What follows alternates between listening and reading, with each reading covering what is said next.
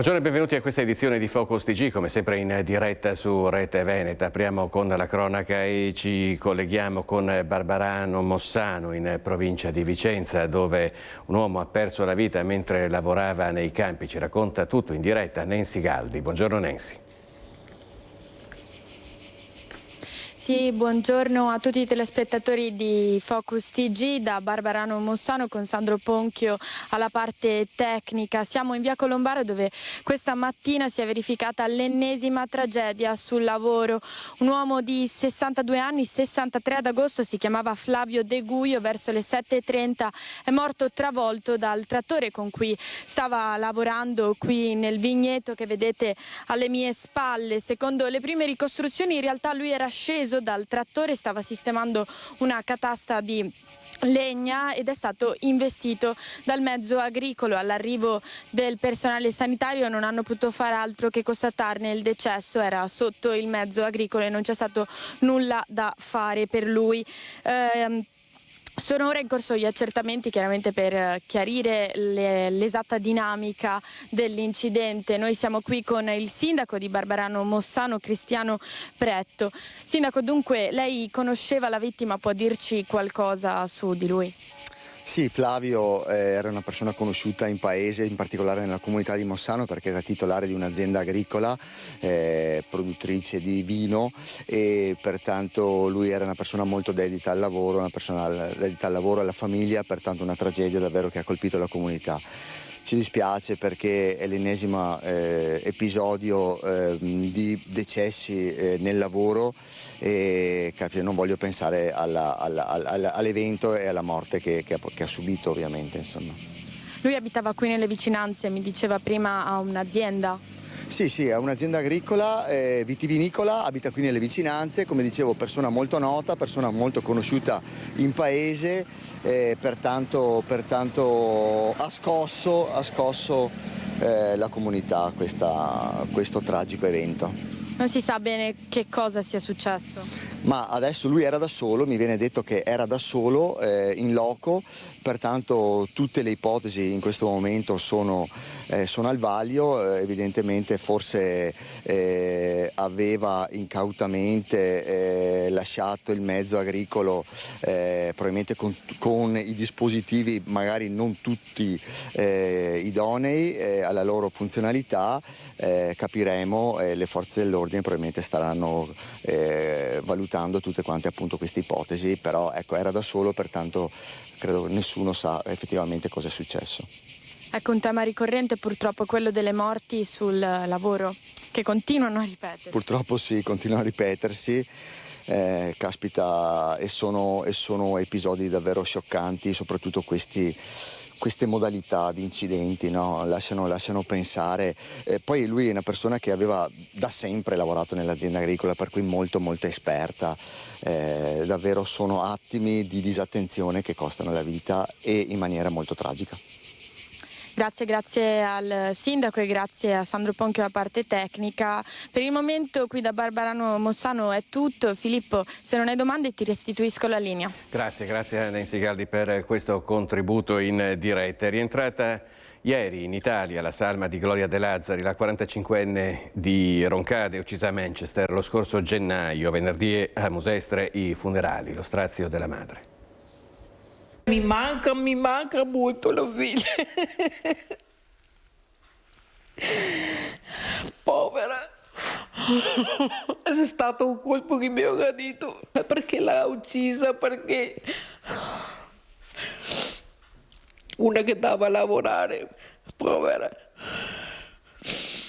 Non passa giorno ora che la signora Daniela non si chieda il perché della morte di sua figlia Gloria De Lazzari, la 45enne massacrata in un sobborgo di Manchester il 19 gennaio scorso. Per il presunto killer, il 33enne James Morton, il processo inizierà il 21 agosto con una seconda udienza già programmata per l'inizio di febbraio 2027. Mi sento da morire, non ho più fiato, la gente mi porta via per straviarmi, ma io piango sempre. Sono senza niente, senza marito, la figlia che l'hanno uccisa, il figlio che è disabile, poveretto.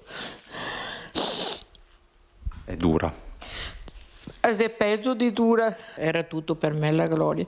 Anche se era distante, almeno mi salutava, mi domandava mamma, com'è mamma. Quando diceva, quando vado mio fratello voglio sentirlo.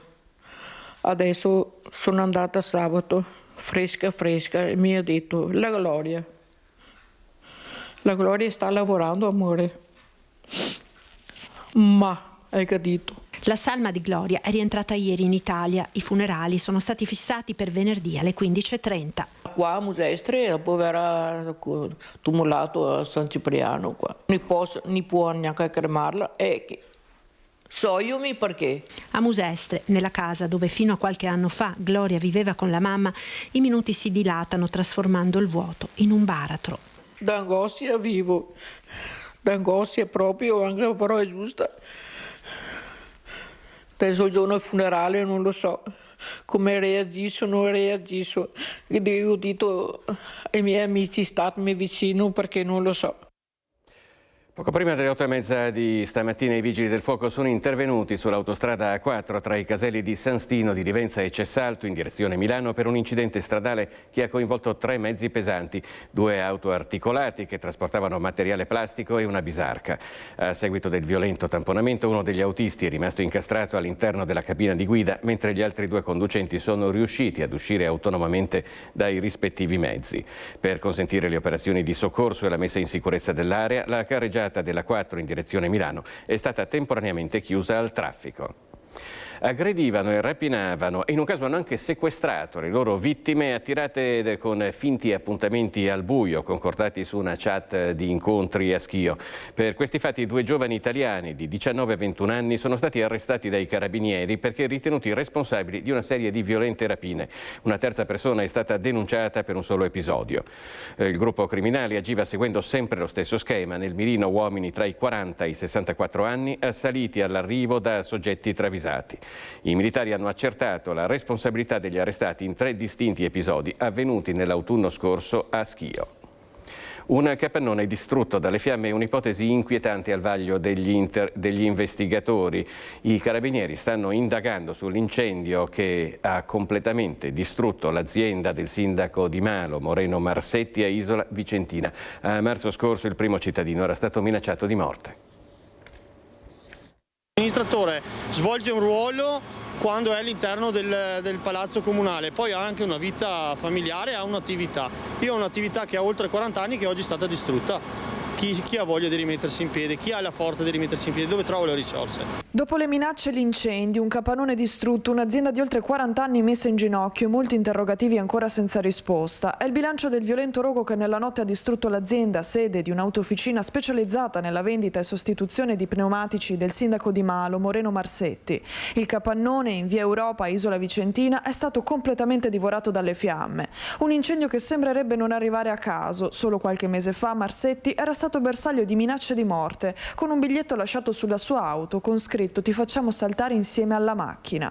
Ecco perché le taniche di benzina trovate nei pressi degli ingressi della sua attività lasciano spazio all'ombra del dolo. In 16 anni di amministrazione idee me ne sono fatte tante, bisogna cominciare a prendere in mano la situazione e cominciare a risolvere le cose come devono essere risolte. Non si può più giustificare, il buonismo non può esserci più in una situazione quando soprattutto ci si accanisce contro un amministratore. Le fiamme hanno impegnato per ore 25 vigili del fuoco che sono riusciti a evitare il coinvolgimento delle attività vicine. Al lavoro anche i tecnici dell'ARPAV e la polizia locale. La struttura completamente inagibile è sotto sequestro e i carabinieri insieme alla Digos sono a lavoro per far luce sull'origine del rogo. Rogo che ha spazzato via in una sola notte un'intera vita di lavoro e sacrifici.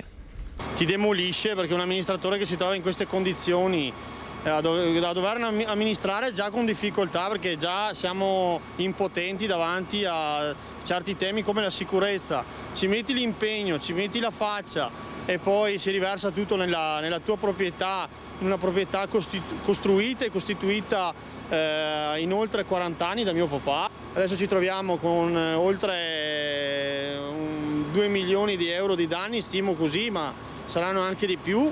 E con un dubbio se riaprire o non riaprire e continuare quello che ho svolto fino adesso. Dopo l'incendio che ha distrutto la sua azienda, sono arrivati da tutta Italia messaggi di vicinanza al sindaco di Malo, Moreno Marsetti. Quando un amministratore pubblico diventa bersaglio, l'allarme non riguarda più soltanto una singola persona, ma l'intera comunità che rappresenta. È questo il senso delle reazioni che stanno arrivando da tutta Italia dopo l'incendio che ha distrutto l'azienda del sindaco di Malo, Moreno Marsetti. In primis, il presidente del Veneto, Alberto Stefani, ha voluto esprimere la sua vicinanza chiedendo che venga fatta chiarezza al più presto su cause e dinamica del rogo.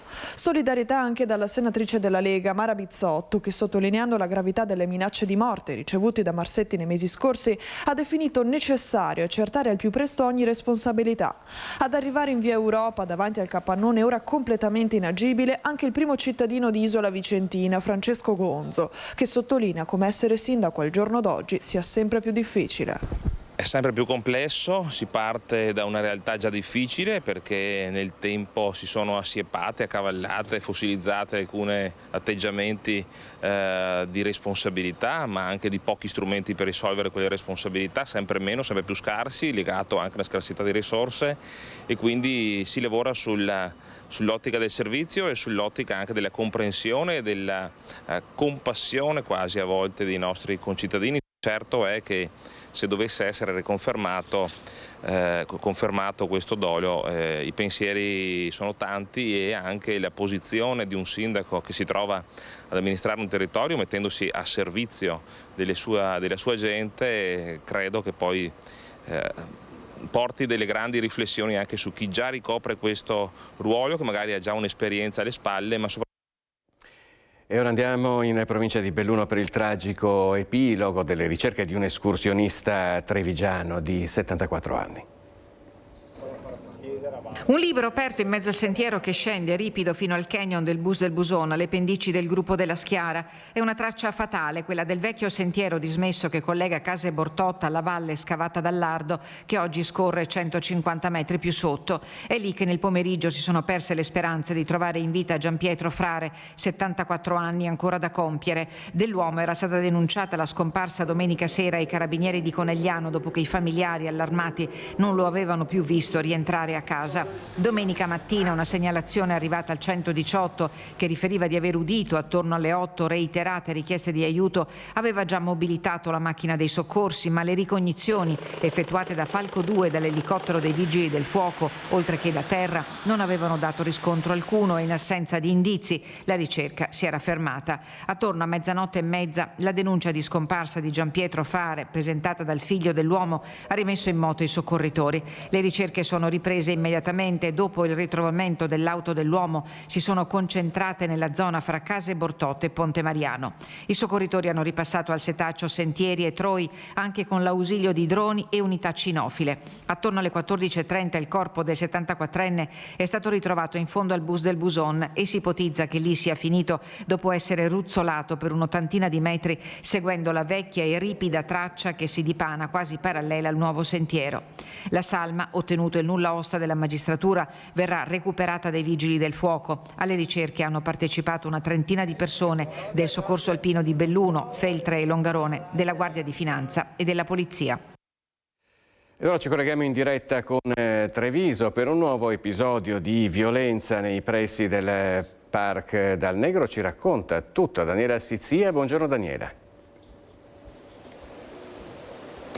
Buongiorno Filippo, buongiorno ai telespettatori, sono assieme a Nicoletta Rizzetto per la parte tecnica e ci troviamo proprio nel luogo dove si è conclusa questa aggressione iniziata a poca distanza da questo luogo. Questo è il Parc Dal Negro dove questi stranieri bivaccano giorno e notte, però vengono qui di solito a bere e vi facciamo vedere proprio qua il degrado, bottiglie di vino, cartoni, lattine di birra, c'è di tutto. Qua vengono a bere e probabilmente proprio dovuto all'alcol, all'aggressione avvenuta ieri sera. due cittadini marocchini, fra l'altro residenti a Vittorio Veneto e Treviso, hanno iniziato a discutere con un tunisino di 39 anni senza fissa dimora, hanno iniziato una discussione, una lite, poi non si sa per quale motivo sono arrivati qua, lo vedete dal sangue che è per terra, e hanno cominciato ad aggredire, a picchiare con calci e pugni un cittadino italiano senza fissa dimora di 57 anni, provocandogli un trauma cranico lieve, portato in ospedale e dimesso poco dopo. I tre sono stati bloccati dai carabinieri, ovviamente su segnalazione dei cittadini, e qui c'è l'ASCM, c'è un bar poco più avanti, che hanno allertato immediatamente i carabinieri. Sono arrivati, difficile bloccarli perché hanno cominciato, ci hanno raccontato, a creare problemi anche all'interno delle auto dei carabinieri. Sono stati denunciati a piede libero per lesioni, il 57enne è stato dimesso poco dopo dall'ospedale, i tre che sono ora in libertà ci dicevano, insomma, vanno e vengono dal Parco del Negro dove bivaccano. Questo è un bivacco, lo vedete, di fortuna anche qua, una situazione di assoluto degrado in questa zona.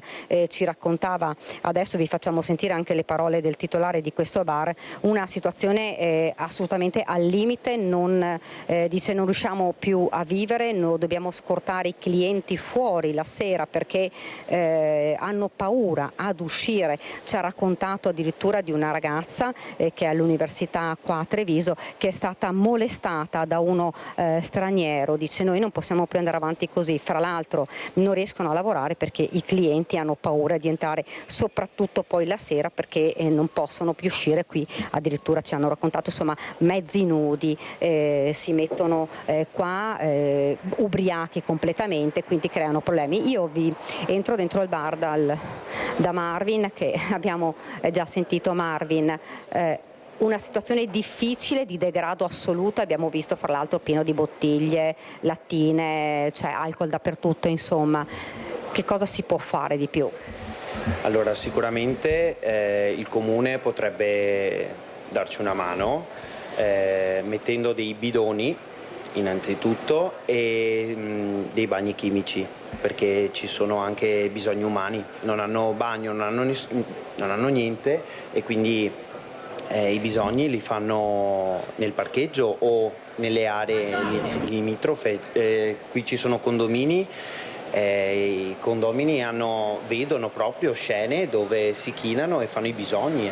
E fra l'altro ci dicevi, tu devi accompagnare fuori i tuoi clienti. Sì, ho i clienti che devo scortarli in parcheggio perché hanno paura di trovarsi in situazioni di pericolo, dove è successo poche settimane fa, una ragazza è stata molestata dentro qua al parcheggio. Una situazione impossibile da portare avanti.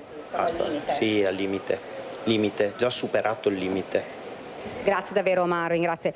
Dunque avete sentito, situazione difficile, al limite, un degrado assoluto, ma soprattutto un problema di pericolosità in zona. Qui i clienti non entrano perché hanno paura poi di uscire, devono essere scortati dal barista. Insomma, davvero dice noi così non possiamo più andare avanti, ci raccontava Marvin. Si parla di zona rossa, gli abbiamo anche chiesto ma secondo te qui potrebbe essere una zona rossa? Lui ha detto assolutamente sì, va controllata, ci devono essere più controlli, deve essere monitorata, e fra l'altro il 19 scadono invece il termine per le zone rosse, per la zona rossa a Treviso. Noi abbiamo chiesto al sindaco cosa ne pensa, abbiamo parlato di sicurezza, abbiamo parlato anche dei nuovi agenti che arriveranno in città, nell'intervista di Elena Dal Forno. Io quindi vi lascio a questa intervista e con Nicoletta Rizzetto cediamo la linea di nuovo allo studio. Ci penseremo ovviamente insieme al prefetto, al questore, al comandante dei carabinieri, perché sono loro che sulla base delle analisi e dei dati che hanno rilevato in questo periodo dovranno poi stabilire se riproporla e con che caratteristiche. Quindi noi siamo sempre favorevoli a un aumento dei controlli, quindi sono favorevole anche alla riproposizione della zona rossa, attendo un confronto con il prefetto, questore e comandante dei carabinieri. Arrivano 100 agenti in più, come ha chiesto Piantedosi. Sì, ringrazio il ministro Piantedosi, ringrazio il sottosegretario Molteni e Ostellari, le richieste del territorio sono quelle di rafforzare gli organici nel nostro territorio. Noi abbiamo bisogno di aumentare la presenza di forza dell'ordine nei nostri territori. Questo è un deterrente importante per coloro che vogliono delinquere, ma è anche un motivo di rassicurazione per le nostre comunità. Sapere che nel mese di agosto arriveranno 100 nuovi agenti di polizia in Veneto è certamente una gran bella notizia. 8 saranno destinati alla città di Treviso. Noi continuiamo a chiedere sempre maggiori sforzi al governo, ed è bello vedere che le richieste del territorio poi trovano anche risposta da parte del governo. Queste dunque le situazioni di difficoltà che si vivono in alcune zone di Treviso, lo stesso capita in altre zone invece di Mestre, come ad esempio il quartiere Piave. Noi ci colleghiamo subito in diretta con Ilaria Marchiori per l'ultimo episodio che ha riguardato il quartiere. Cosa è successo, Ilaria?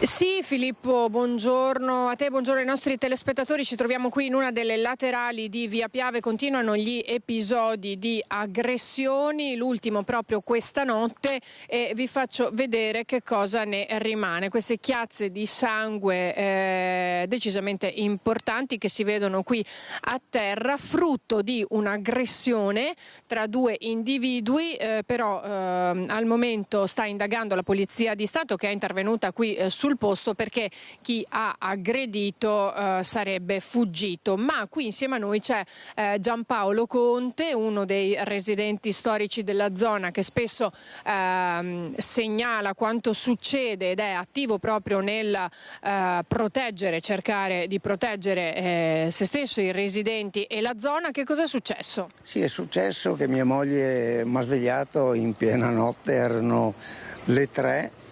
E mi ha detto vieni sul Poggiolo. Scusi se la interrompo, e facciamo vedere che comunque continuano a passare anche gli agenti qui, in questo caso della polizia locale, per i controlli della zona. Sì, sì che mia moglie mi ha chiamato, che abitiamo qua in via Nervesa, e mi dice c'è un uomo a terra. Sono venuto a vedere e difatti c'era un uomo disteso a terra a pancia in giù, c'erano i militari di Strade Sicure, la Polizia di Stato, c'era altra gente e questo uomo che non si muoveva, completamente fermo a terra. Poi ha cercato di mettersi seduto ma non ce l'ha fatta, e a quel punto ho visto che quando si è mosso gli scendeva del sangue dal braccio destro e per terra si vedeva chiaramente una pozza di sangue. Ecco, secondo quanto c'è stato riferito dalla questura, perché stanno indagando dalla questura di Venezia, non c'è stato un accoltellamento all'origine di questa aggressione. Sono state effettivamente riscontrate delle contusioni, in particolare nella zona facciale, e come diceva anche lei poco fa, un braccio che sanguinava, e si sta ovviamente indagando anche attraverso le immagini delle telecamere di videosorveglianza. L'uomo è stato poi comunque portato via dal suo M118 per le cure del caso, ma non è in pericolo di vita, ed ora è caccia all'aggressore. La discussione sarebbe stata generata, come ormai spesso succede in questi casi, da futili motivi, però non è ovviamente l'unica. Ce n'è stata una anche qualche giorno fa, un altro episodio di violenza. Sì, in questa zona gli episodi di violenza non mancano mai. Sulla nottata tra domenica e lunedì, proprio qui su via Gorizia, hanno rotto i finestrini a 2 auto parcheggiate. Nella nottata tra sabato e domenica c'è stata una lite abbastanza accesa tra condomini, sempre alle 3 di notte. Sì, che sono 3 giorni che praticamente qui su via Nervesa, a lato di via Piave, non si passa una notte tranquilla. I controlli però ci sono? Sì, i controlli ci sono, perché anche ieri, domenica mattina, Sì, era domenica mattina, c'era il camion della Polizia di Stato di Padova, c'erano 10 poliziotti che vagavano qui per il quartiere, sì che non possiamo dire che non ci sono. Poi con la festa che c'è qui a lato sui Giardini Piave, alla sera c'è sempre la polizia locale, sì che siamo controllati, diciamo, il controllo c'è, ma nonostante questo la delinquenza è molto alta. Ecco, avete sentito, questo è il quadro della situazione tra via Piave e le vie limitrofe. Al momento da Mestre è tutto, ringrazio Giampaolo Conte, restituisco la linea allo studio. Grazie a Ilaria Marchiori per questo aggiornamento da Mestre con la collaborazione tecnica di Simone Merlo. Noi invece adesso parliamo di furti e ci trasferiamo a Loria, dove c'è per noi Vanessa Banzato. Qua c'è stata una raffica di furti in abitazione tra Bessica e San Zenone. Buongiorno Vanessa. Buongiorno a te Filippo e a tutte le persone che ci stanno seguendo da casa. Sì, davvero non finisce questa escalation di colpi in abitazione che sta davvero mettendo in ginocchio il territorio.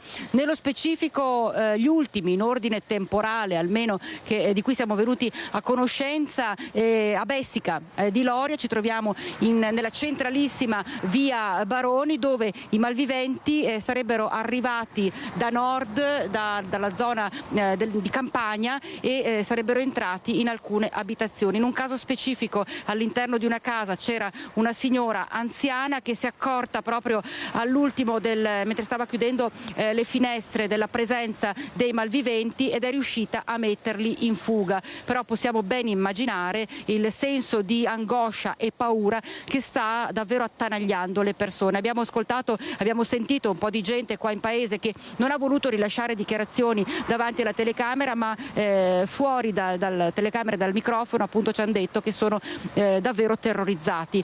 Se possono attaccano in ogni momento l'allarme, non riescono più a uscire di casa senza avere il pensiero continuo che i ladri in qualche maniera potrebbero ugualmente entrare, per quanto ci siano tutti i dispositivi per appunto garantire per quanto poco la sicurezza di un'abitazione. Si diceva sono passati a Loria, ma sono passati anche nella vicina Bessica, nella vicina Carainati, siamo in comune di San Zenone, proprio sono i due comuni che sono confinanti. Anche in quel caso una serie di colpi tra tentati e riusciti, che però sta creando una situazione davvero di terrore un po' in tutto il territorio. Ce ne siamo occupati praticamente, Filippo, tutti i giorni, perché praticamente sono quasi tutti i giorni che noi tra Bassano del Grappa, tra Teste sul Brenta, tra Mussolente vi stiamo raccontando di questi episodi che stanno mettendo a ferro e fuoco, nel senso ovviamente idealistico, proprio il paese, il territorio. Quindi che fare? La gente si sente meno sicura, la gente chiede pene più certe, la gente chiede una maggiore tutela, l'abbiamo sentito in tantissime occasioni. Per il momento da Loria è tutto. Filippo, ti ricevo la linea.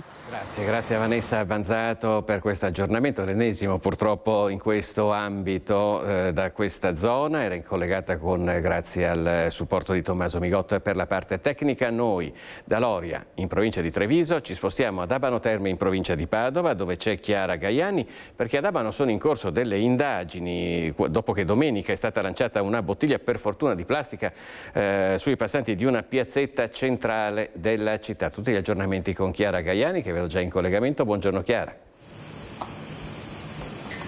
Filippo, buongiorno ai telespettatori di Rete Veneta. Sì, con il collega Federico Cipotto ci troviamo in Piazza della Repubblica perché conosce la zona. Ci troviamo nell'area termale, nella zona pedonale della città di Abano. Appunto qui domenica intorno alle 22 è arrivata proprio qui sull'asfalto una bottiglia d'acqua, lo dicevi tu, per fortuna di plastica, che ha sfiorato i passanti e non ha colpito nessuno. Presumibilmente questa bottiglia era stata lanciata da uno degli appartamenti che si trovano nei piani superiori del condominio che vedete alle mie spalle. Non ha centrato appunto nessun passante, ma ovviamente nella caduta aveva acquistato forza e quindi sarebbe potuto accadere qualcosa di ben più grave. La segnalazione è arrivata sui social ed è stata subito raccolta da un DJ che proprio un mese fa, è proprio in questa piazzetta, era sabato 13 giugno, è stato aggredito, tutto il suo, peraltro anche la sua strumentazione danneggiata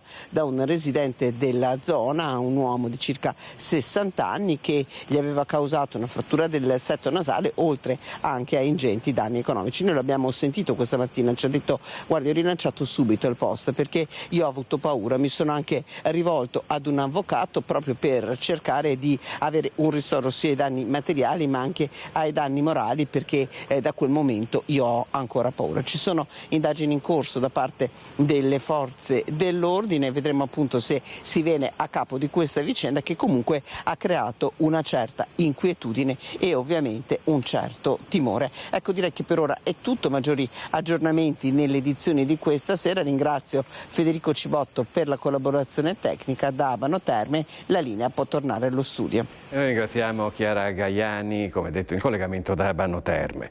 Voltiamo pagina. L'addio straziante al piccolo Simone, morto travolto dall'automobile guidata dalla nonna. In centinaia hanno partecipato ai funerali a Sant'Alberto di Zero Branco.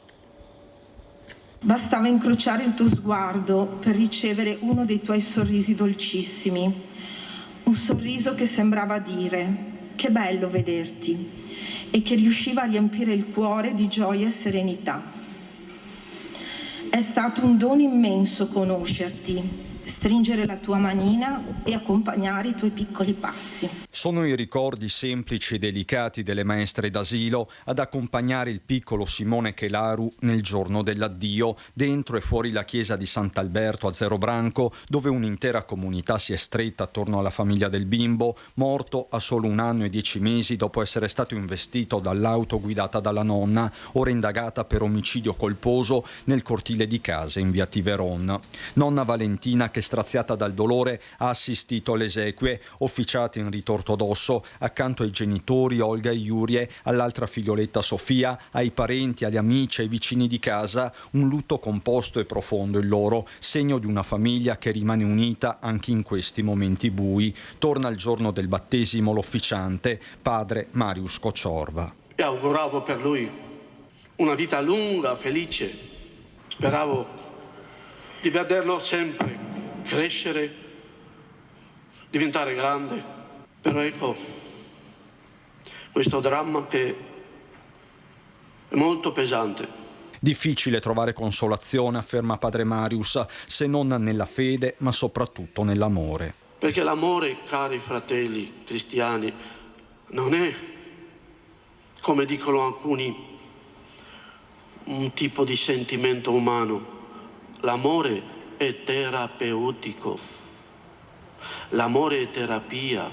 Quello di Simone di certo era un amore semplice ma potente che ha riunito centinaia di persone che poi in corteo lo hanno accompagnato al vicino cimitero. Il tuo sorriso, i tuoi giochi, le tue conquiste e la tua infinita dolcezza resteranno per sempre custoditi tra le mura del nostro nido e dei nostri cuori.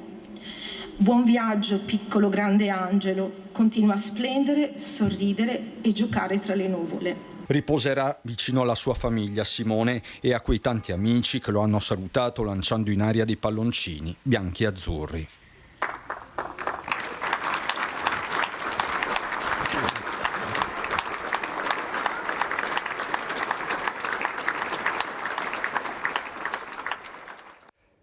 Nella Bassa Padovana 8 anni di processo hanno messo la parola fine ad una tristissima vicenda, la violenza subita da una tredicenne da parte di un anziano che frequentava la sua famiglia. L'uomo, adesso 87enne, è stato condannato in via definitiva e rinchiuso in carcere. Aveva solo 13 anni e si fidava di quel nonno acquisito che frequentava la sua famiglia. L'uomo, approfittando della sua fiducia, aveva abusato di lei. Era il 2018. Da quel momento è iniziata un'indagine che ha portato al processo istruito dal Tribunale di Rovigo, competente per il territorio della Bassa Padovana. Nel 2022 la sentenza di primo grado che aveva condannato l'anziano a 6 anni per violenza sessuale. Il processo d'appello aveva riformato la sentenza che adesso la Cassazione ha reso definitiva. L'87enne dovrà scontare una condanna di 6 anni e per l'uomo che si è trasferito nel frattempo in Emilia-Romagna si sono aperte le porte del carcere. Allerta a Maranza, Roncade dopo un nuovo sabato decisamente sopra le righe per un gruppo di giovanissimi. Hanno scagliato in strada anche una bottiglia di liquore poco prima che passasse un'auto. Gettati nel Mosestre gli ombrelloni di un locale, preoccupati commercianti e residenti. Una bottiglia di Jack Daniel l'hanno lanciata in mezzo alla strada con una violenza piuttosto impattante, hanno fatto arrivare la bottiglia fino appunto dall'altra parte, poi hanno lanciato un bicchiere, poi saltavano sopra i tavoli e addirittura di là hanno buttato un ombrellone in acqua dentro il fiume di un altro locale, 2 tavoli, insomma è una situazione abbastanza pesante. Sono sequenze di un sabato sera decisamente sopra le righe, quelle che arrivano da via Roma, pieno centro di Roncade, dove un gruppo di giovanissimi ha dato il peggio di sé, complice forse i fumi dell'alcol. Le bottiglie in strada, solo per caso, non colpiscono delle auto in transito. 5 secondi dopo, ma con una violenza proprio... È andata molto bene, sì, è andata molto bene. Io ero seduto al bar di là, se avessero lanciato magari 5 metri più a destra magari mi sarebbe arrivata addosso. Alcuni dei giovanissimi sono seduti ai tavolini del bar ai Portici, chiuso a quell'ora, non è neanche mezzanotte, l'intervento del titolare è immediato. Si prendono le sedie, cominciano ad aprirsi bottiglie, a fumare, spengono le sigarette sopra i tavoli, fanno un po' di confusione, un po' di parapiglia e poi appunto non sistemano le cose. Diciamo che è da un mesetto a questa parte che sta cominciando a crearsi queste situazioni, non solo nel mio locale ma in tutti i locali qui a Roncade. Lo stesso Florian li ha affrontati, ma uno solo ha rimesso a posto una sedia, per il resto sembra prevalere la logica del gruppo. Avranno 13-15 anni, non gli do più anni e appunto non capisco neanche io, anche i genitori stessi, come facciano a lasciarli andare in giro così. Episodi che non vanno sottovalutati. Dino Lorenzon è una delle memorie storiche di via Roma. Tutte le sere faccio i miei soliti 4 passi, però da un po' di tempo esco con un bel bastone, però alla mia età anche il bastone serve poco. Roncade è un paese tranquillissimo, però queste cose sono avvisaglie che sono da prendere in considerazione. Ed ora andiamo a Padova per una rissa tra stranieri in piazza De Gasperi e il video ha fatto il giro dei social. Spintoni, calci, pugni, urla in mezzo alla strada. La rissa ripresa dal telefono di un residente. Il video di quanto accaduto pochi giorni fa in piazza dei Gasperi a Padova è rimbalzato nelle chat dei vari comitati di quartiere. Una situazione sempre delicata in una zona ai margini della stazione, al limite della zona rossa. A fronteggiarsi, a quanto sembra dalle immagini, 2 gruppi rivali. La colluttazione raggiunge l'apice quando uno dei contendenti si sfila la cintura e comincia a rotearla come una frusta. I residenti chiedono un intervento. La situazione, probabilmente complice il caldo, si sta un po' degradando. Ora non si colpa nessuno perché il caldo vale anche per chi lavora e ringraziamo anche il questore e il prefetto di intervenire sempre. Non facciamo neanche una colpa all'amministrazione, ma se si dice che ci sono queste 1000 telecamere, evidentemente c'è un lavoro di base da fare, di preparazione, di analisi della situazione per impedire che succedano queste recrudescenze, perché non si tratta del fatto impulsivo, poi tra l'altro non era neanche eccessivamente violento, però sono cose che sono sgradevoli per i residenti. I residenti hanno avuto diversi eventi nelle ultime settimane, questo è un po' l'apice di tutta una serie di situazioni in cui è stata anche malmenata una ragazza. Un episodio che torna a puntare l'attenzione in un luogo della città dove appena un paio di settimane fa una ragazza di 23 anni era stata aggredita da un gruppo di stranieri che l'avevano spintonata e strattonata a terra perché l'avevano vista al telefono e pensavano stesse chiamando la polizia. Lungo i muretti delle aiuole qui in piazza De Gasperi da tempo sono stati posizionati dei dissuasori per impedire il bivacco, ma la presenza di spacciatori e sbandati è abituale nella zona. Bisogna adottare dei provvedimenti restrittivi, bisogna adottare dei provvedimenti in modo da dissuaderli dal fare questo tipo di cose. Ho la sensazione, parlando anche con altri colleghi di altre aree, che ci siano in atto diverse associazioni di natura mafiosa tra questo tipo di organizzazioni. Mafiosa cosa significa? Significa che si proteggono l'un l'altro nello svolgere questo tipo di fatti criminosi sostanzialmente. Una sorta di rissa tra bande, tra... Esattamente così. Ripeto, i cittadini, quelli normali che pagano le tasse, che vanno a lavorare, vorrebbero essere tutelati. Attimi di follia a Jesolo, nel supermercato di Piazza Milano. Un giovane di origine tunisina è entrato urlando e inveendo contro i clienti e il personale, creando il panico. Figli la pulizia, dai ragazzi! Fermo, ti prego. Fermo. Nato qua! Piano.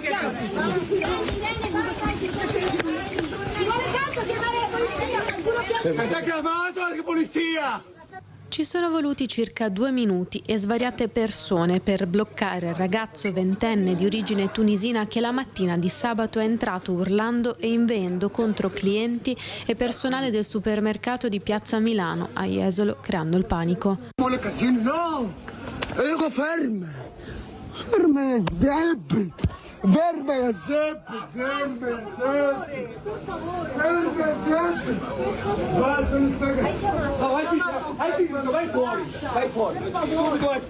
No, basta!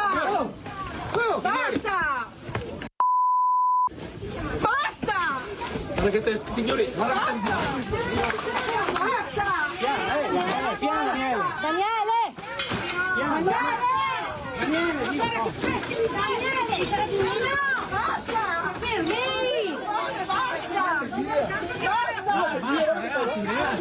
Attimi di paura, 3 minuti che per i clienti e i dipendenti del supermercato sono sembrati un'eternità nell'attesa dell'arrivo delle forze dell'ordine che una volta giunte sul posto lo hanno condotto in caserma. Il giovane è ben noto alle forze dell'ordine e solito aggirarsi tra Piazza Milano e Piazza Mazzini. Fenomeni che Jesolo si trova ad affrontare soprattutto nel periodo estivo, dove passa da circa 27.000 abitanti a più di 250.000. Assorbe in realtà quelli che sono problemi che normalmente in queste città invece purtroppo hanno tutto l'anno. Quello che a me non piace molto è quello di etichettarli con etichette facili che poi riassumono un po' il contesto, che è quello di maranza, di malamovida, perché sembra quasi un stigmatizzare un problema. Il problema non sono 10 disgraziati che arrivano in città e che creano disagio, che sono un problema, ma su questo la città è pronta ad intervenire e le iniziative che sta mettendo in campo assieme anche ai privati stanno dando risposte, perché rispetto a 4 anni fa la situazione è comunque molto migliorata. Quello che non è migliorato è la situazione sociale legata a questi giovani. Il problema non è puntuale, è un problema più sociale, culturale e forse più che a botte di ordinanza o di norme, sebbene siano importanti a risolvere il problema puntuale, c'è bisogno proprio di un percorso culturale che migliori questa situazione. E sempre a Jesolo, per contrastare la presenza di giovani e giovanissimi molesti, soprattutto nelle ore notturne, il comitato di Piazza Mazzini con l'amministrazione comunale ha impedito l'utilizzo di una panchina che veniva usata come ritrovo.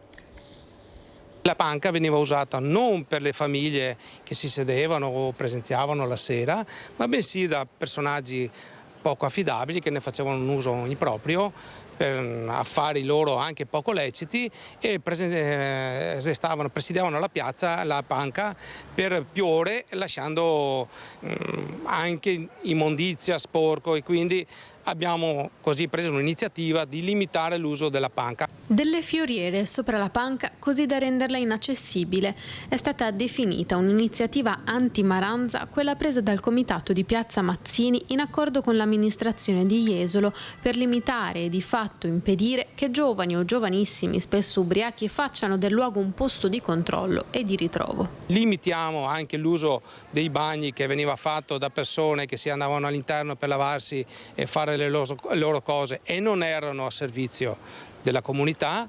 Dopodiché è stata presa un'iniziativa con i locali di Via Nievo di chiudere alle 3 e non più andare avanti fino a oltranza, fino al mattino, in maniera da limitare che chi usciva dalla capannina non uscisse dalla capannina alle 3, che è l'orario di chiusura, e dopodiché si fermasse qui in piazza a fare di tutto fino al mattino e quindi creava disagio. Non solo, alle forze dell'ordine è stato messo a disposizione in piazza anche un parcheggio prima adibito a carico e scarico e chiuso dall'1 di notte alle 7 del mattino, Galleria Schiavon. Sono cambiati i tempi, purtroppo oggi si va a estremizzare molto perché bisogna comunque far vedere che sia qualcuno con questi gesti.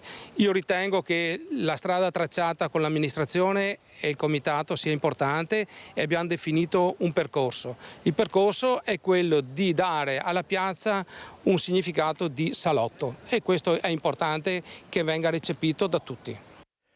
Paura a San Michele di Bassano, dove un ragazzino di appena 12 anni si è ritrovato faccia a faccia con 2 ladri.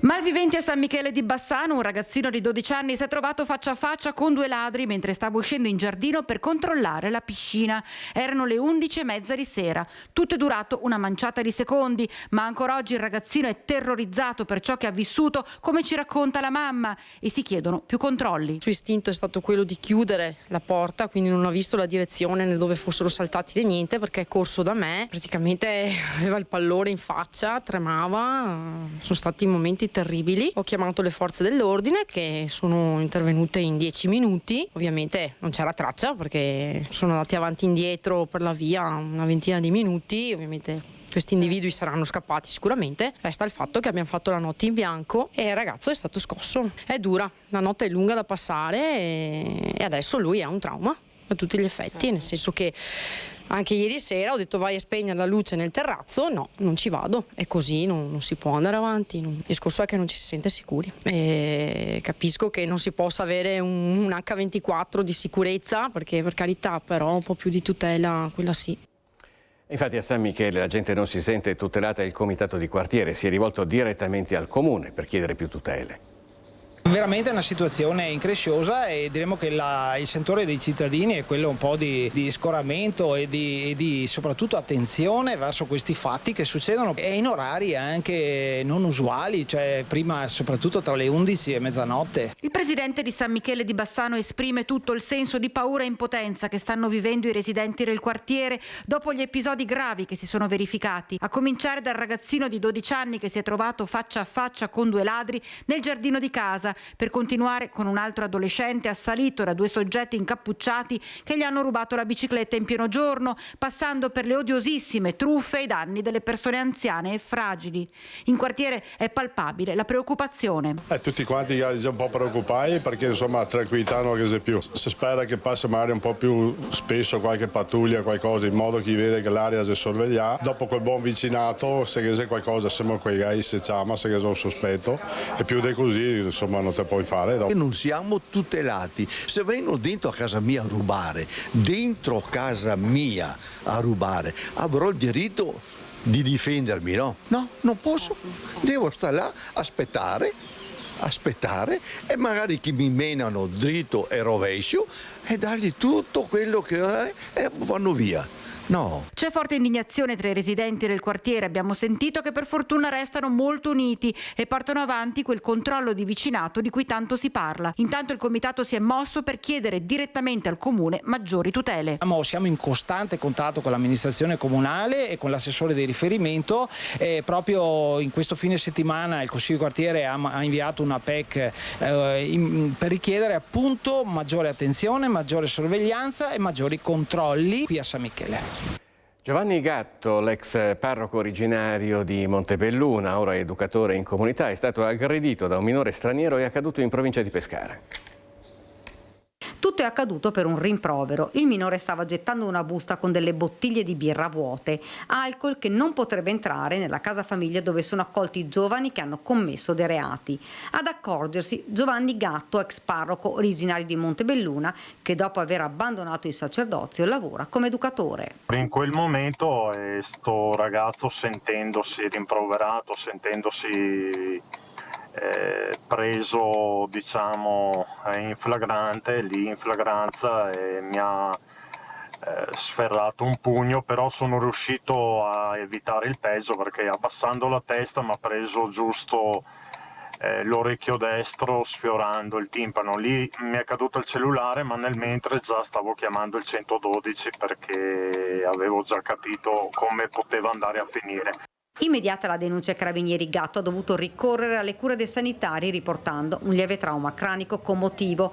Il disagio giovanile è un problema di non facile soluzione. Hanno bisogno veramente di esempi, hanno bisogno di testimoni, se no tanti poi si trovano anche senza genitori, come sappiamo, oppure sono emigrati e se non trovano persone valide di riferimento dopo possono essere anche adescati da un mondo criminale, da un mondo che è quello dell'associazione anche a delinquere, quindi ci sono proprio delle baby gang. Ecco, io ho constatato questo in questi mesi di esperienza che sto facendo con loro. Giovanni ha deciso di lasciare il sacerdozio per cercare una nuova vita perché, ci ha raccontato, voleva trovare l'amore. Non mi sono pentito perché mi sento sempre cristiano, anzi mi sento anche come prima ancora prete, perché anche se non esercito più perché ho chiesto la famosa dispensa dal celibato, ma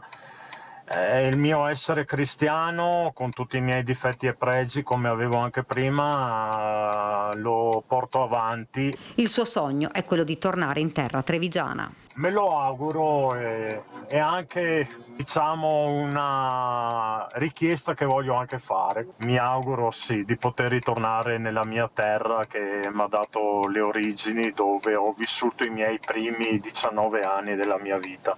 È una terra che mi manca. Diversi arresti nelle ultime ore da parte dei carabinieri. Partiamo da Padova, dove è finito in manetti un 23enne tunisino che spacciava cocaina. Sono stati i residenti a segnalare la presenza sospetta fissa nei fine settimana, quando si aggirava più volte al giorno lungo le stesse vie del quartiere della Paltana a Padova. L'intervento della squadra mobile domenica pomeriggio ha permesso di arrestare uno spacciatore che nei weekend era solito vendere dosi di cocaina. Si tratta di un 23enne tunisino richiedente asilo. Alla vista della polizia il giovane, sorpreso in atteggiamenti sospetti, ha tentato la fuga. Raggiunto e bloccato dai poliziotti, in tasca aveva 8 involucri contenenti 58 grammi di cocaina. Portato in questura ed identificato, è risultato essere un richiedente protezione internazionale senza fissa dimora e nulla facente. Era già stato condannato nel 2025 ad 1 anno di reclusione per spaccio e detenzione di stupefacenti. È stato così arrestato e il questore Marco Dorisio ha disposto l'accompagnamento al centro di rimpatrio di Milano. A Borgo Valbelluna invece un 18enne è finito in carcere dopo aver violato più volte l'obbligo di dimora. Viola ripetutamente l'obbligo di dimora e finisce in carcere. È accaduto a un 18enne di nazionalità moldava residente a Borgo Valbelluna, arrestato dai carabinieri del nucleo operativo e radiomobile di Feltre in esecuzione di un'ordinanza di custodia cautelare emessa dal Tribunale di Belluno su richiesta della Procura. Il giovane era già sottoposto all'obbligo di dimora con permanenza in casa nelle ore notturne dopo un precedente arresto avvenuto a giugno per resistenza e lesioni aggravate. Secondo quanto ricostruito dai militari, il ragazzo avrebbe però violato più volte le prescrizioni imposte dall'autorità giudiziaria, allontanandosi dall'abitazione durante la notte e uscendo anche dal territorio consentito. L'episodio più grave risale al 4 luglio, quando il 18enne avrebbe raggiunto Feltre e all'interno di un bar minacciato clienti e gestori brandendo una roncola con una lama di 40 centimetri nascosta sotto gli abiti. Rintracciato poco dopo dai carabinieri, avrebbe reagito con calci, pugni e minacce di morte nei confronti dei militari. Venerdì scorso, al momento dell'esecuzione della nuova misura cautelare, il giovane avrebbe tentato nuovamente la fuga opponendo resistenza e ferendo un carabiniere. Accompagnato nel carcere di Baldenic a Belluno, il 18enne è stato denunciato anche per quest'ultimo episodio. 2 rapine in 2 giorni. I carabinieri di Mogliano hanno arrestato 2 tunisini, un 26enne è stato fermato nei giorni scorsi, un 20enne invece ricercato è stato catturato ieri.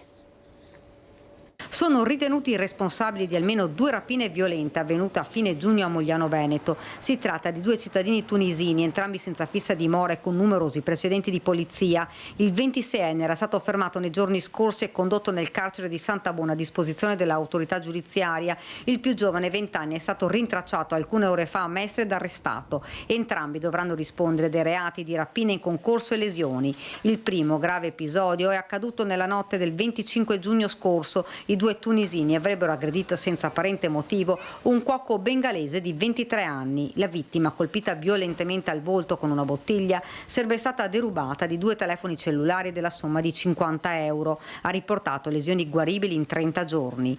Anche un 63enne, nel tentativo di intervenire in aiuto, è stato colpito a sua volta. Per lui la prognosi è di 10 giorni. Il giorno successivo si è verificata un'altra rapina. I 2 tunisini avrebbero preso di mira un cittadino moldavo di 25 anni. Dopo essere stato colpito con alcune pietre e fatto cadere a terra, sarebbe stato ripetutamente preso a calci e pugni per impedirne la reazione e sottrargli 2 telefoni cellulari e la somma di 500 euro in contanti custodita nel portafoglio. Le indagini dei carabinieri, coordinate dalla Procura della Repubblica di Treviso, hanno consentito di raccogliere gravi elementi indiziari nei confronti dei 2 indagati.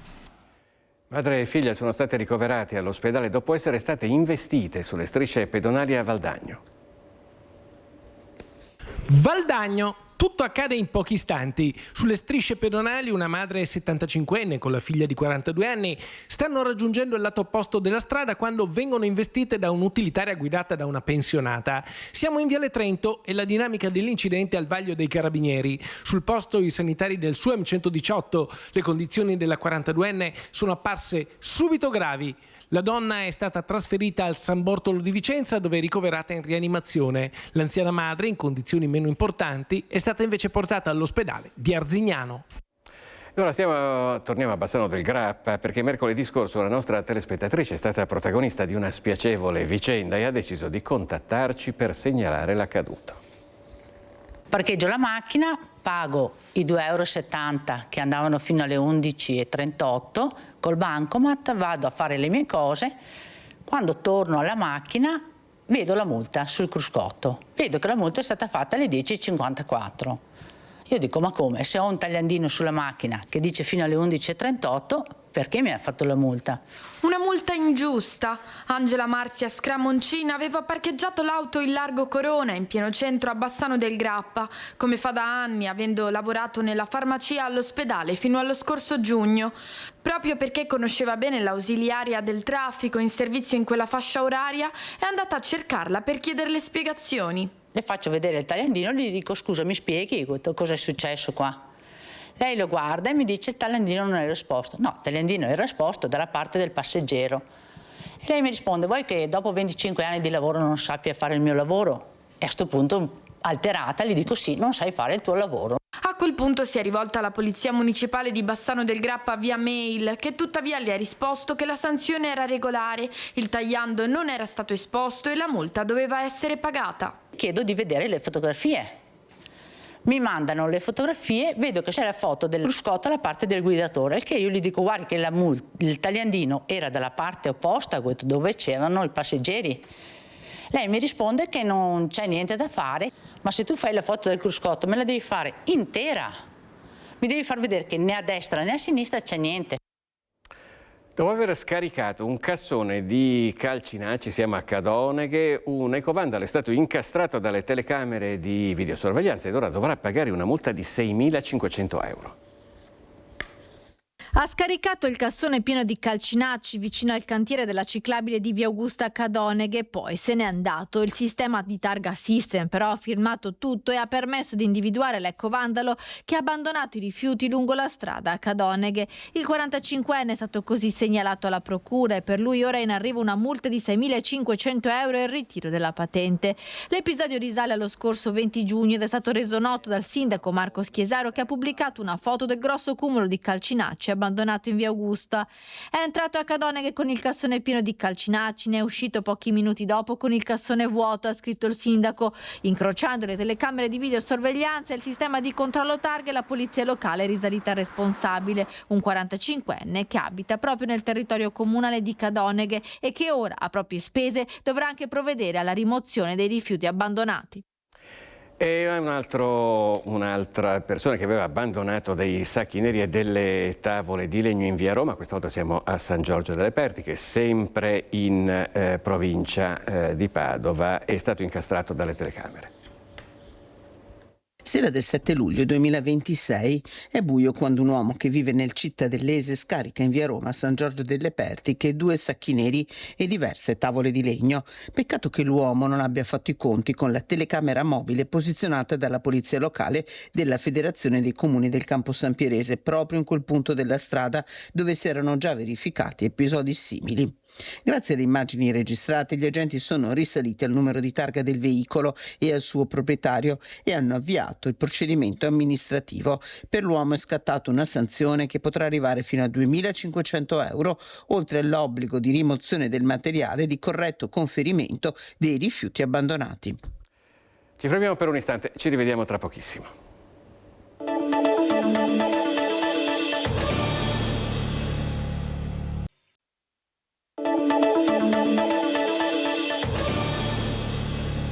Ovviamente in diretta con Focus TG, ora andiamo a Belluno dove c'è una preoccupazione diffusa sullo stato di salute del comparto occhialeria. Questa mattina su iniziativa di CGIL, CISL e UIL è stato presentato il risultato di uno studio scientifico e sociale. Ci racconta tutto Tiziana Bolognani.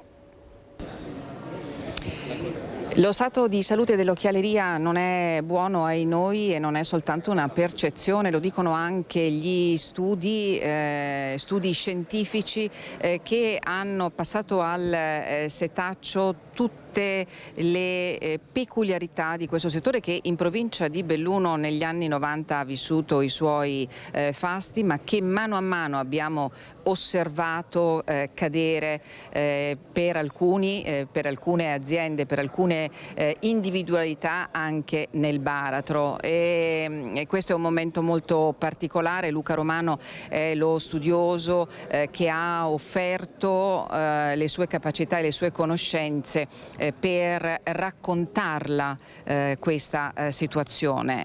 Dunque è vero, Romano, che l'occhialeria non sta bene? Non sta bene come una volta, i motivi sono ovviamente di quadro internazionale, i dazi americani, se pensiamo in questa provincia si produceva 1/4 di esportazioni per quel mercato lì, sono molto ridotti e poi c'è questa ascesa della Cina che fino a qualche anno fa non era prevista con questa velocità e anche con queste caratteristiche. La Cina oggi non solo primeggia per quantità di occhiali prodotti, ma anche ha fatto passi da gigante nel miglioramento della qualità e quindi è un concorrente sia di mercato sia di produzione. Che cosa succede sul territorio? Il territorio naturalmente reagisce a questa situazione con le modalità che sono più convenienti in una fase difficile e quindi le aziende maggiori per esempio hanno introdotto 3 criteri di comportamento: non aumentare i prezzi e i margini per i fornitori, quando c'è caduta di volumi di lavoro internalizzare delle produzioni e in taluni casi riprendere quella che era stata un po' raffreddata, la strada di delocalizzare delle produzioni. Quindi chi sta soffrendo? Sta soffrendo soprattutto il distretto vero e proprio, quell'arcipelago fatto di tantissime lavorazioni conto terzi, di produttori di componentistica, di produttori di pezzi specializzati o di macchine che vede sottrarsi un'amplissima fetta di mercato. Senta, scusi Romano, io chiedo anche a lei, Lei sta osservando evidentemente che cosa sta capitando a livello nazionale e internazionale riguardo il futuro di Luxottica, no? Cioè quello che stanno combinando, diciamo, gli eredi, che se la stanno giocando contrariamente a quanto aveva probabilmente immaginato, ipotizzato il patron del vecchio. Secondo lei e secondo quello che lei può osservare, Luxottica, Essilor Luxottica sta correndo dei rischi importanti? Ma il legame, diciamo, con questo territorio è fortissimo, quindi noi dobbiamo capire che sicuramente l'emergere dell'occhiale tecnologico e soprattutto dal punto di vista del suo contenuto medicale è una rivoluzione che comporta comunque uno spostamento di business verso la cura, gli ospedali oftalmici e quant'altro. Questo riguarda quindi una dimensione meno centrale della produzione degli occhiali di lusso.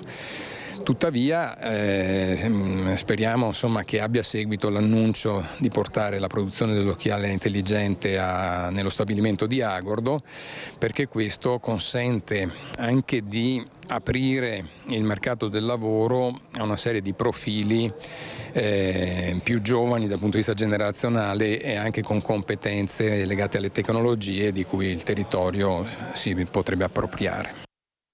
A Venezia nuove polemiche sul padiglione russo della Biennale dopo la decisione dell'Unione Europea di tagliare 2 milioni di euro di finanziamento. L'ente veneziano passa al contrattacco. Dopo la decisione dell'Unione Europea di tagliare 2 milioni di finanziamenti alla Biennale, sulla vicenda è intervenuto anche il Cremlino, esprimendo rammarico per il trattamento riservato alla cultura russa in Occidente, ma anche gratitudine alla Biennale per aver continuato a collaborare con Mosca. L'ha chiarito il portavoce Dmitry Peskov rispondendo a una domanda dell'agenzia russa sul taglio dei fondi. La cultura russa in Occidente, ha detto, è sottoposta a una pressione terribile. Commentando le raccomandazioni della Commissione europea di interrompere i finanziamenti alla manifestazione veneziana dopo la riapertura del padiglione russo, bisogna esprimere gratitudine agli organizzatori che hanno collaborato e continuano a collaborare con i nostri rappresentanti, ha concluso, e congratularsi con loro per essere liberi dalla ristrettezza mentale che attualmente domina l'Europa. Se le polemiche sul padiglione russo alla Biennale si erano dunque spente, ora si stanno riaccendendo, soprattutto da parte di chi ritiene che l'ente abbia dimostrato un'eccessiva apertura nei confronti di Mosca. La Regione Veneto però è dalla parte della Biennale. Il governatore Stefani, componente del CDA, ha infatti confermato fiducia a Buttafuoco, mentre per ora il Comune non commenta la questione.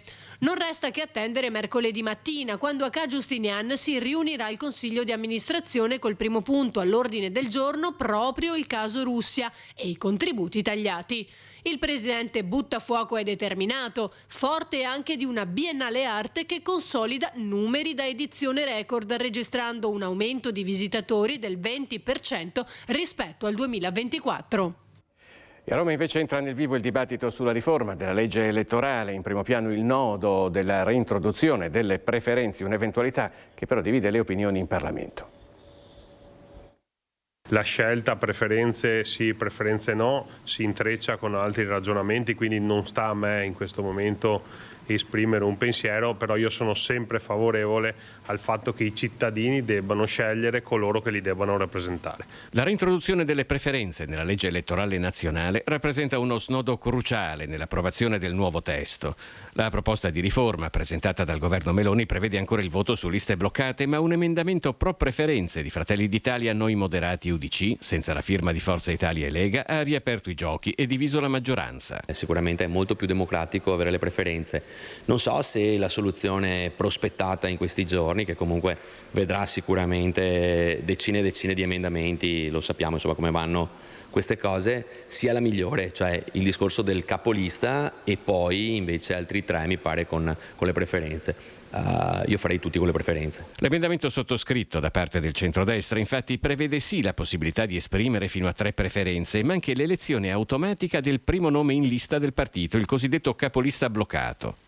Se nel centrodestra il dibattito è aperto, anche tra le opposizioni in Parlamento ci sono sfumature diverse. I nostri deputati del Partito Democratico tutta ieri, sabato e domenica, hanno lavorato perché oggi si depositavano tra l'altro gli emendamenti.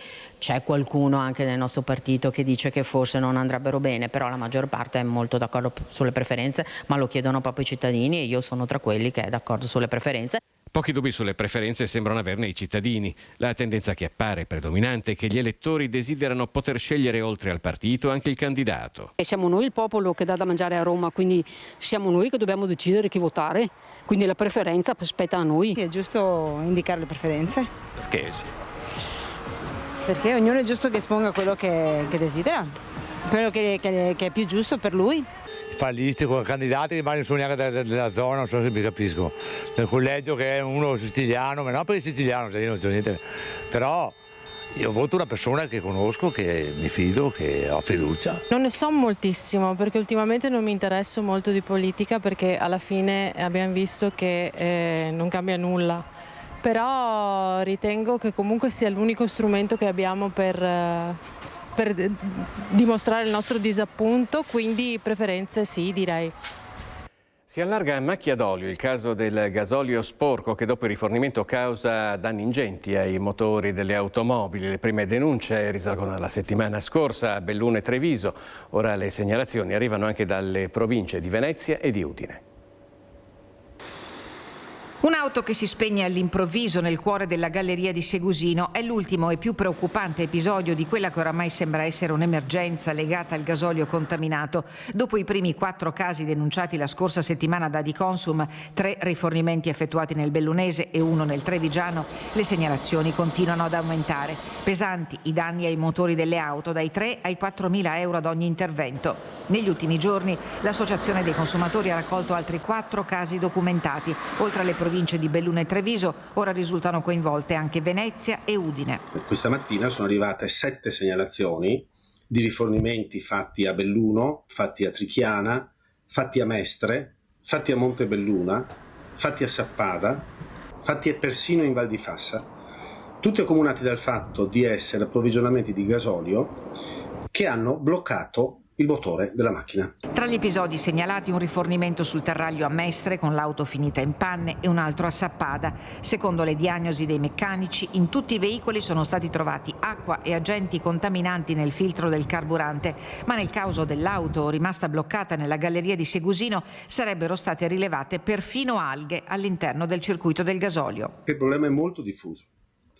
Vi sono problemi nella catena di approvvigionamento del gasolio che si riverberano poi sui distributori, sulle pompe e alla fine sul consumatore. Un elemento che secondo Adiconsum conferma come il problema non riguardi un singolo distributore. Le verifiche effettuate dall'associazione indicano infatti il coinvolgimento di impianti appartenenti a marchi diversi, dalle pompe bianche ai grandi operatori internazionali.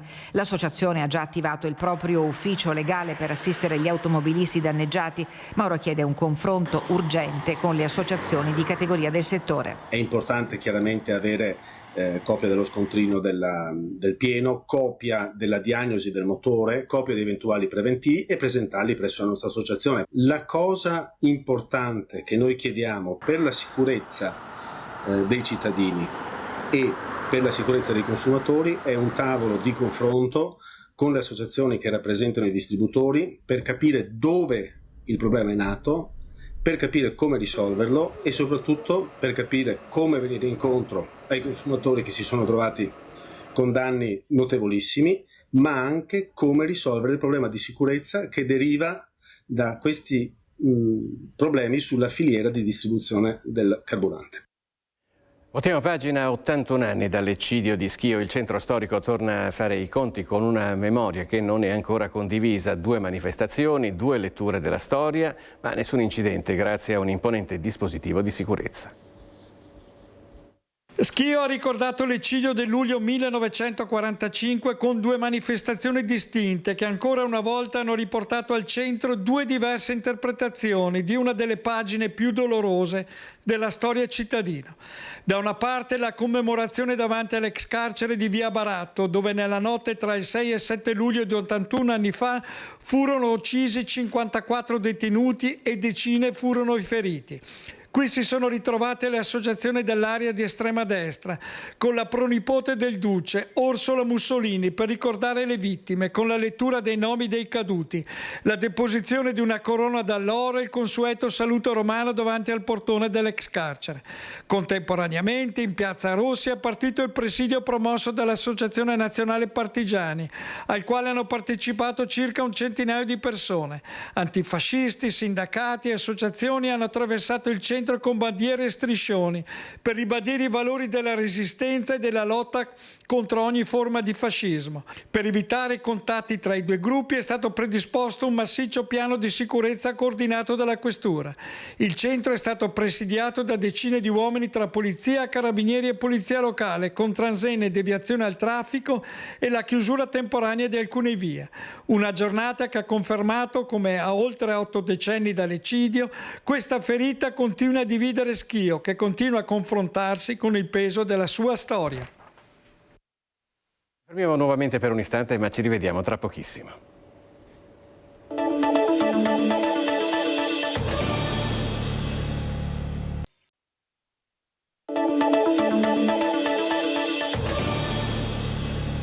Ben trovati nuovamente in diretta con Focus TG. Il Veneto sta attraversando una drammatica fase di siccità. La portata dei fiumi è diminuita anche del 70%, secondo i dati che sono stati resi noti dai consorzi di bonifica regionali. I consorzi hanno già iniziato non un vero e proprio razionamento, ma a lanciare, diciamo, degli appelli per gli utilizzi rigorosi e rispettosi della risorsa. La risorsa acqua sta diventando un bene sempre più prezioso da utilizzare in maniera mirata e senza sprechi. Dall'ottobre del 2025 al giugno del 2026 in Veneto è piovuto il 26% in meno del normale. Intervistato a Ring da Ferdinando Avarino, il presidente di Ambi Veneto, Alex Valentini, analizza conseguenze e prospettive della straordinaria siccità che sta colpendo la regione. Possiamo resistere poco, o meglio riescono a resistere dove ci sono stati degli interventi di infrastruttura della rete per la distribuzione, quindi con minori quantità di acqua si riesce a razionalizzarla e soddisfare quella che è l'esigenza delle culture. La situazione del Po è preoccupante. Secondo i dati Ambi, nel mese di giugno la sua portata, cioè la quantità di metri cubi d'acqua che lo attraversa al secondo a Ponte Lago Scuro, è diminuita del 70% rispetto alla media storica. Il cuneo salino, cioè l'acqua che entra dal mare perché non c'è più la pressione del fiume, è risalita di quasi 30 chilometri. Adige, Tagliamento, Sile, Brenta e Piave non stanno meglio. L'Adige, che forse era quello che era più in uno stato di salute, la portata Boara-Pisani, quindi nel Polesine, è scesa a circa 65 metri cubi al secondo, e anche qui quindi la risalita del cuneo salino comincia a farsi sentire, bloccando quelli che sono i prelevi per irrigazione, ma ricordiamo che da questa dipende anche le derivazioni per quanto riguarda l'utilizzo dell'idrico e quindi per l'utilizzo umano. Situazioni del genere non appaiono più destinate a rappresentare un'eccezione, così come una meteorologia che vive di periodi di scarse precipitazioni alternati a forti rovesci temporaleschi. Le nostre strutture dovranno adeguarsi a questa realtà. La rete che oggi esiste, diciamo, non ha la grande capacità di gestire tanta acqua che scende dal cielo. Quell'acqua dovremo contenerla, riuscire ad immagazzinarla per affrontare situazioni di grave siccità in futuro. E in Friuli Venezia Giulia invece è scattato lo stato di massima pericolosità per il rischio di incendi boschivi. Dopo l'aumento dei roghi, la Regione ha rafforzato controlli e prevenzione. Il Friuli Venezia Giulia ha dichiarato da oggi lo stato di massima pericolosità per gli incendi boschivi su tutto il territorio regionale, ad eccezione delle aree escluse dalla normativa vigente. Il provvedimento, adottato dal Servizio Foreste dopo il confronto con la Protezione Civile regionale e il Corpo Forestale, arriva in seguito all'aumento dei roghi e alle condizioni climatiche favorevoli alla loro propagazione. Negli ultimi giorni le fiamme hanno interessato diverse zone della regione. Nel comune di Morrupino sono andati distrutti circa 20 ettari di bosco, mentre a Claudio auto e la superficie percorsa dal fuoco è stimata in 45 ettari. Restano impegnati i soccorsi anche ad Andreis, Tramonti di Sopra, Forni di Sotto, Ampezzo e Sgonico. Questa mattina sono riprese le operazioni di spegnimento a Morrupino e Ampezzo con il supporto degli elicotteri. L'elevata disidratazione della vegetazione, le alte temperature e il vento stanno rendendo particolarmente complesse le operazioni di spegnimento, soprattutto nelle aree più impervie raggiunte da incendi provocati da fulmini. Con l'entrata in vigore del decreto scattano anche i nuovi divieti. Vietato accendere fuochi, bruciare residui agricoli e forestali, utilizzare apparecchi a fiamma libera fuori dalle aree consentite, far esplodere fuochi d'artificio o impiegare strumenti che possano generare scintille vicino alla vegetazione. Le sanzioni previste dalla legge vengono raddoppiate con importi fino a 2.000 euro. Contestualmente il Corpo Forestale regionale ha disposto il rafforzamento dei servizi di sorveglianza e prevenzione su tutto il territorio fino alla revoca dello stato di massima pericolosità. Sono entrati in vigore da poche ore nuovi limiti relativi alle sostanze PFAS. Continua intanto la caccia alla fonte di inquinamento presente nella zona ad ovest di Bassano del Grappa. Stiamo attendendo le verifiche che sta eseguendo ARPAV nel territorio, si sta sempre più accerchiando la zona dove che probabilmente è la fonte dell'inquinamento. Di certo è a nord di Schiavon, non è Schiavon la fonte.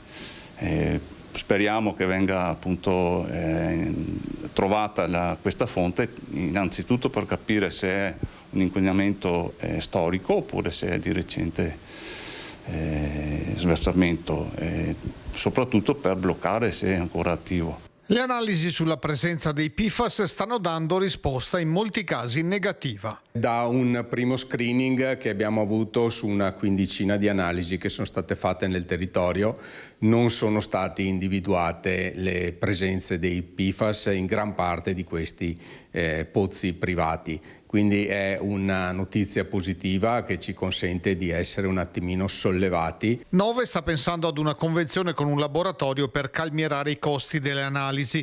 Marostica ha aperto il bando da 10.000 euro con un contributo massimo di 100 euro per ogni pozzo privato.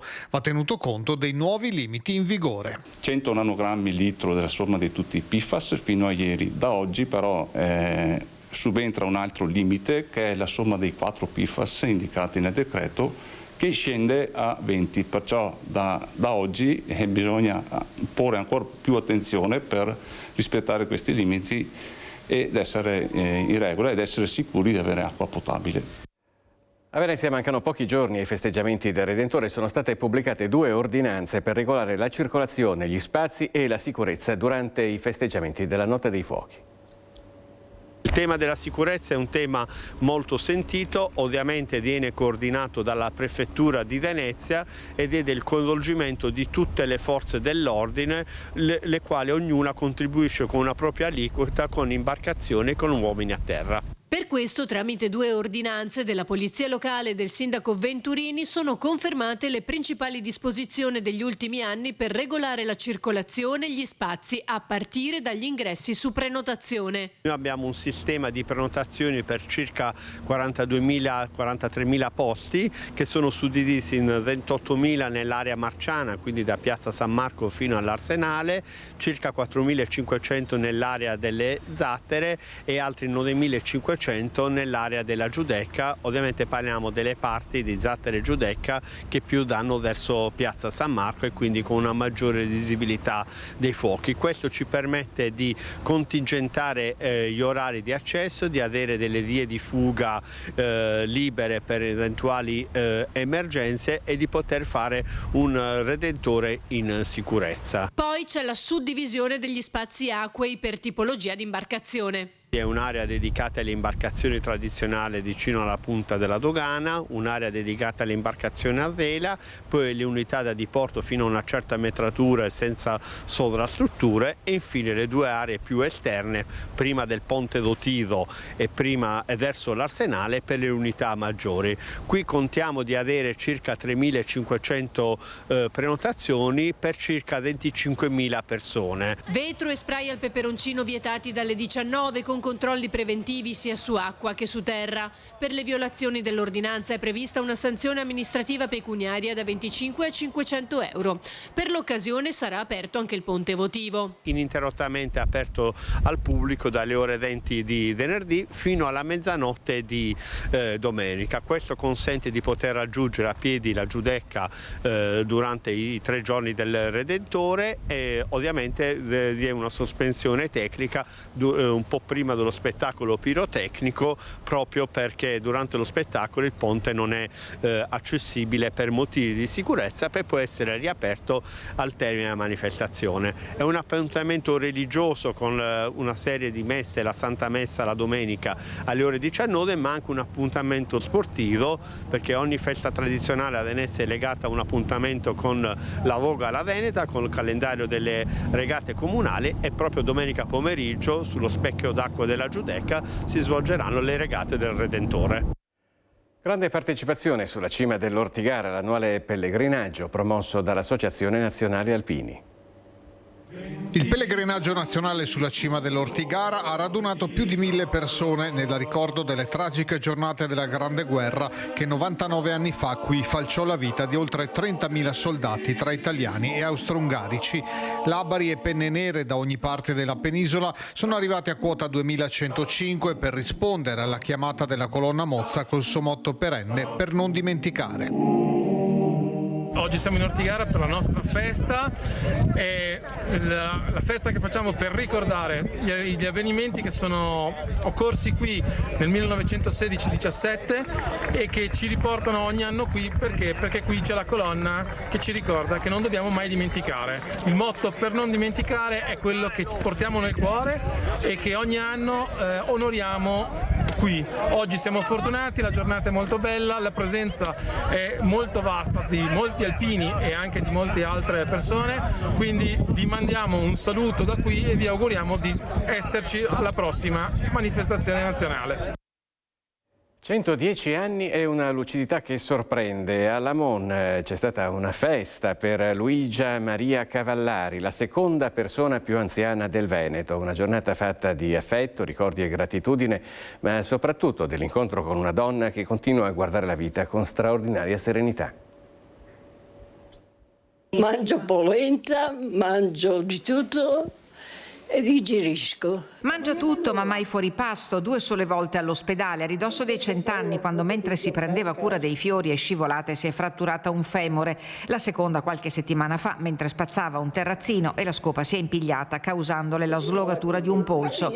I sanitari hanno strabuzzato gli occhi quando hanno letto la data di nascita di Luigia Maria Cavallari, 13 luglio 1916, e lei, col piglio che la contraddistingue salitandoli, ha detto: "Ci rivediamo tra 10 anni". Lo raccontano con orgoglio le sue figlie Paola e Maria Teresa, che fanno la spola tra la casa e il giardino dove per i 110 anni della loro supermamma è stata organizzata una festa. Gli alpini hanno montato il tendone e predisposto le panche, c'è chi ha cucinato, chi ha decorato un vassoio in onore non solo di un compleanno ma di una storia lunga 110 anni. Lei è nata in provincia di Piacenza. A Lamon com'è che ci è arrivata? Mia madre è lamonese. Abitava in fondo alla strada qui, a sinistra l'ultima casa, questa stradetta qua. Poi ho i parenti, sono nata a Borgonuovo, Valtidone, provincia di Piacenza. I nonni avevo, ma il nonno non l'ho conosciuto, è morto giovane. Mia madre, mio padre è andato in guerra del 16. E mia madre è andata a partorire nel paese nativo di mio padre. Io sono nata a Borgonuovo. Luigia Maria Cavallari, per tutti semplicemente Maria, ha raggiunto un traguardo che in pochi possono raccontare. È la seconda persona più longeva del Veneto, ma basta fermarsi qualche minuto con lei per dimenticare subito la sua età. Attorno a lei l'affetto dei familiari, del paese e delle istituzioni. 2 baci da parte del sindaco, sì, pari auguri. Sì. Ah sì?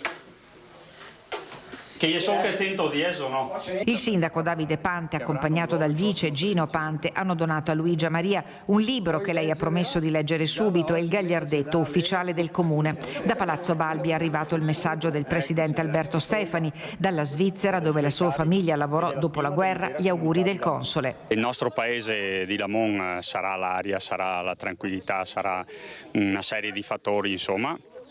È un paese di persone longeve, per cui ci aspettiamo altri record. Io all'inizio proprio non ci credevo, perché 110 anni è veramente una cosa unica, insomma, ma soprattutto anche la lucidità della signora. È stato bellissimo parlare con lei e farmi raccontare un po' tutta la sua storia, tutta la sua vicenda, che è una vicenda bellissima e anche molto profonda. Nata 110 anni fa, Maria ha attraversato oltre un secolo di storia, vedendo cambiare il mondo senza perdere quella semplicità che ancora oggi la rende speciale.